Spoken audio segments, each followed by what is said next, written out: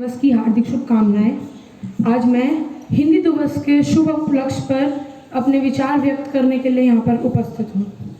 हिंदी दिवस हर वर्ष 14 सितंबर को मनाया जाता है, जब हमें भाषा के महत्व को याद दिलाने का अवसर मिलता है।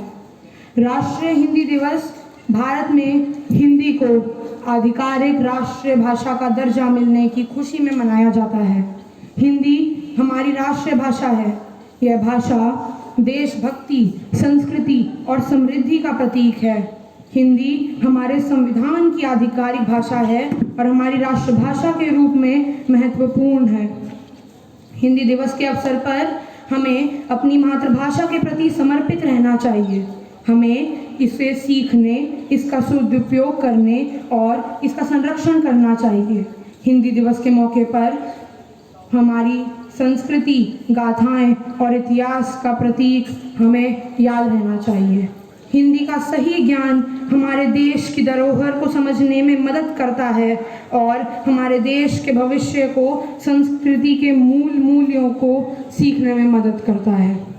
हिंदी की भाषा विविधता और रंगमंच का एक अद्वितीय संगम है, जो भाषा, कला, साहित्य, संगीत और विभिन्न कलाओं के माध्यम से हमारे जीवन को सुंदर बनाती है।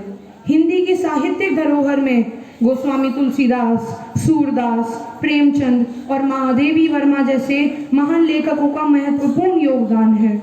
हिंदी एक जिले, राज्य या राष्ट्र तक सीमित नहीं है। यह भाषा भारत के अलावा 7 अन्य देशों में बोली जाती है। अब कुछ तो बात होगी हमारी मातृभाषा में, जो इसके इतिहास पर पहली पुस्तक लिखने वाले भारतीय नहीं, फ्रांसीसी थे। हिंदी न केवल एक भाषा अपितु एक सांस्कृतिक धरोहर है।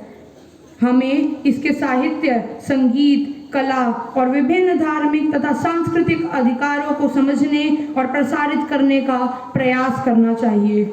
और हम सभी विद्यार्थियों का, हम भारत के भविष्य का यह कर्तव्य है कि हम अपने स्वाभिमान, अपनी मातृभाषा हिंदी पर गौरवान्वित हों। धन्यवाद।